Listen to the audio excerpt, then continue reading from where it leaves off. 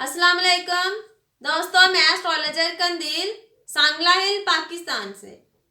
आज हम बात करेंगे चार्ट में कुंडली में कुछ योग के बारे में कि योग आपको क्या फायदा दे सकते हैं या आपका क्या नुकसान कर सकते हैं। तो बात करेंगे कर्ज के योग के बारे में। दूसरे घर का मालक 8वें घर में नीच का हो जाए तो ऐसे में इंसान के ऊपर कर्ज चढ़ जाता है।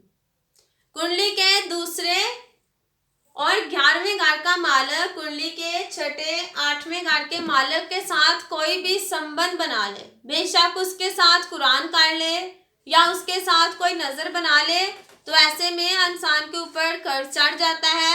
इंसान कर्ज की वजह से परेशान रहता है। कुंडली के छठे और 8वें घर का मालक लगन के साथ कोई भी संबंध बना ले या राहु जोहल लगन के मालक के साथ यानी कि पहले घर के मालक के साथ कोई भी संबंध बना ले, उसके साथ बेशक वो जाविया बना ले या उसके साथ कुरान कर ले, तो ऐसे में इंसान के ऊपर कर्ज बढ़ जाता है।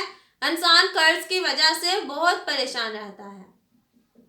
तो अब बात करेंगे नेक्स्ट योग के बारे में। लड़के के जायचे में राहु और जोहरा यानी कि वेन्स एक साथ हों तो जब इनकी दिशा अंतर दिशा चलेगी, लड़कियों की वजह से बदनामी के चांस बढ़ जाएंगे। लड़कियों की वजह से बदनामी होगी। तो दोस्तों, नेक्स्ट वीडियो में मैं फिर आपको कुछ योग के बारे में इंफॉर्मेशन दूंगी। इसके साथ ही इजाजत चाहती हूँ। अल्लाह हाफिज।